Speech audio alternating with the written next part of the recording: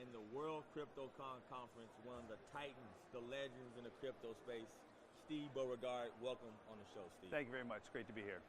So, Steve, you are a part of Block.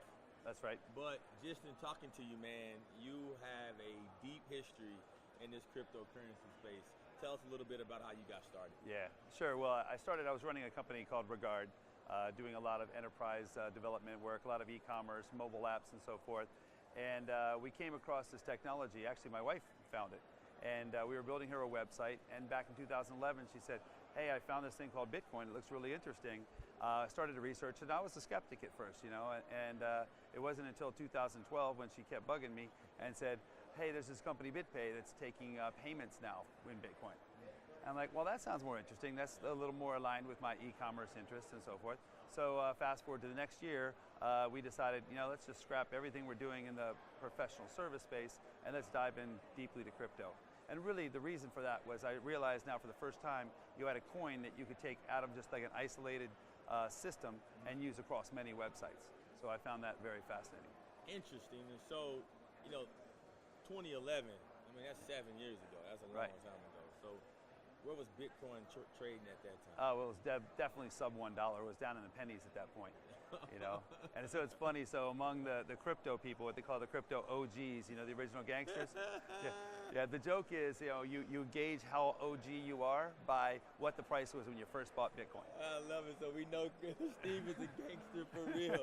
There's no doubt, man. That's awesome. I know me personally, I was such a skeptic. I don't think I actually started investing in Bitcoin into about 2017. Ouch. So, that's ouch, exactly. Ouch. Well, I actually have the most expensive house in Santa Monica because I bought it in January 2017 with crypto. So if I had to do it today, I could buy 6 of those houses. I love it, man. So obviously you've done very well for yourself in this industry. Tell us a little bit about Block and how that technology and what you see in the future to come forward. Yeah, so Block was founded by 2 of the titans in the space also. Jeff Garzik, who I think is number 3 in the world in terms of contribution to the Bitcoin project, one of the original core developers, and Jeff Garzik, perhaps one of the most active investors in the space. So Matt was one of my investors in GoCoin, and was one of the few that would always respond when I would actually send out an update, the CEO update. So we always had a really good relationship. They founded the company on the premise that enterprise is going to be like the next big opportunity space. So we build solutions for the enterprise. We have a series of products that are targeted toward what we call the Crypto 50 and then the Fortune 50. So some of our customers are like Fidelity, Citi, Discover, so some of the big companies out there. And then also in the crypto space, we have a lot of those are our customers as well. That's very interesting. So you're at a conference like this. Are there many companies like yours? How do you differentiate yourself in this marketplace? And what does a conference like this mean to your business? Yeah, well, we're pretty unique in that the focus of our company is not just to work with these enterprise customers, we're also looking for innovative companies. So we're really here looking for who are the next big innovators and movers, and how can we apply Block and our brain power, honestly, to those industries. So the way we run the business is everybody within the company is an entrepreneur. Have to be a self-starter. If you're not, you don't fit into the culture of Block. So in addition to doing Block projects, I'm also involved in about a dozen other advisory ships for other companies. Sometimes include Block, other times don't. So we believe in sort of freedom and the sort of the future employee. We don't think is just going to be captive to one company. Very entrepreneurial. Very much. Are you guys making acquisitions? Are you trying to find different technologies and different companies here at a conference like this? Would you look for acquisition targets for Block? Not so much acquisition targets, more looking for opportunities of where we could help, either from a technical, a strategic, or financial standpoint of somebody who's going to be a big player in the blockchain space. So in some cases we'll lend them marketing muscle, sometimes we're lending them technical muscles, overseeing their architectures, helping them with how they should be thinking about it, or looking for maybe a pivot. Sometimes a company is just one little tweak away from hitting it big, and with that one tweak, you could have a $1 billion business. Interesting. So you've seen this industry really from, I'm going to say the beginning, because if Bitcoin was trading under a sub-dollar, you were at the beginning. Right. what do you see from a regulatory perspective? I've asked several people the same question. What needs to be done to make Bitcoin and Ethereum Cryptocurrencies, cryptocurrencies right. more safe, more stable? Is it on the regulatory side? How do you see Well, that? here's the number one thing I think. There was a big mistake made in 2014. IRS gave guidance that they're taxing it as a property, and that killed the payment business. So running GoCoin at the time, we literally overnight saw our transactions get cut in half because even on the the cup of coffee, you're going to have to pay your taxes on whatever those gains are. Now, if you were to take, say, anything below $500-600, that you'd say, look, we're going to treat it as a foreign currency in that situation. That would open the payment business right back up. So people can make those small purchases. You want to go to a movie, you don't want to track your taxes on buying a movie ticket. Or you want to fly on cheap air and you're going to fly to Las Vegas for $200. You shouldn't have to pay tax on that because that's really no different than going to Singapore, changing your US dollar to a Sing dollar, and if you get a little advantage on that exchange rate, you don't get taxed on that.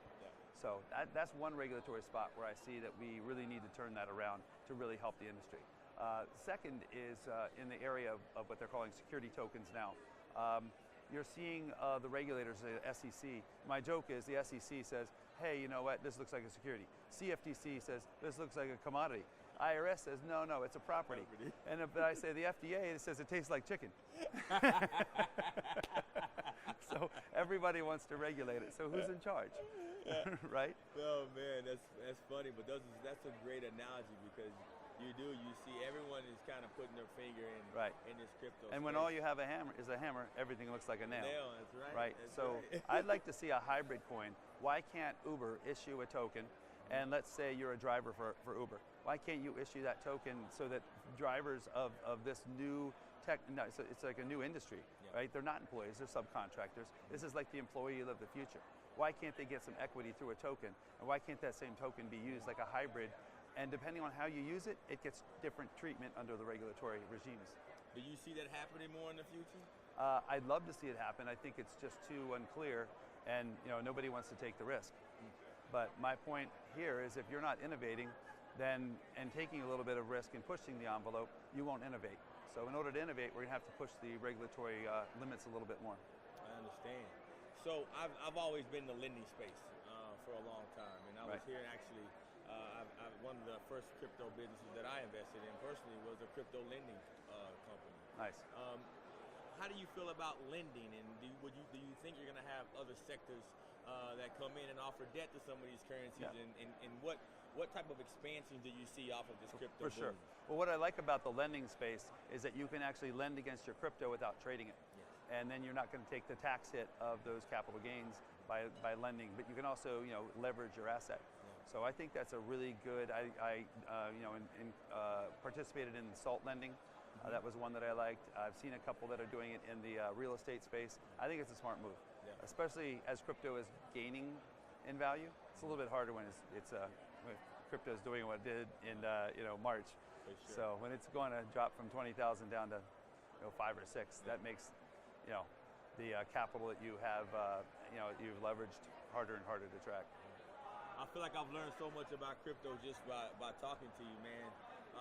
And so that kind of leads me to my next question, and that's around the education in the space. I mean, you see so many different companies and firms that are not even really marketing themselves. They're actually just trying to teach people what different things mean. And you've been in the game so long, I'm sure you get all kinds of questions from folks that know nothing about crypto to probably some of the most advanced crypto traders. But when will crypto become a part of the normal financial curriculum? It's all happening. It's happening behind the scenes more than you know. So every one of the big Fortune 50 have a crypto project. They've got teams. They're educating their staff. One of the projects I like in the education space I advise is Kingsland Academy. And so the Kingsland Academy of Blockchain, they have curriculum for developers who've never developed before, developers who are current developers but just don't know how to develop on blockchain, and then they have an executive track where it can educate somebody who's a either director or C-level executive of what they need to know about crypto to sort of future-proof or set their company up to succeed in the blockchain world. That's amazing, man. Well, Steve, I'm not gonna hold you. I know you got a busy conference, man. Yeah, a lot to do. Around. Any final words, man? Give all of our viewers a little bit of advice on crypto. obviously you all should probably start to pay attention to it, but Steve, if you could give us one piece of advice, what would it be? Absolutely. If you haven't done so already, lock yourself in a room and learn about the technology. Spend a day, hour, doesn't matter. Sit down, learn what there is. This is an invention as important as the wheel was back when the wheel was invented. You're going to see all sorts of different types of vehicles come out of here. So you'll have a cryptocurrency that's really fast, like a race car. You'll have one that's like an SUV off-road that has certain utility. But this is a significant invention, and in the financial space, everything's going to run on blockchains in the future. You heard it right here. Steve, this has been a dynamic interview. I've enjoyed it. Thanks so much for joining us.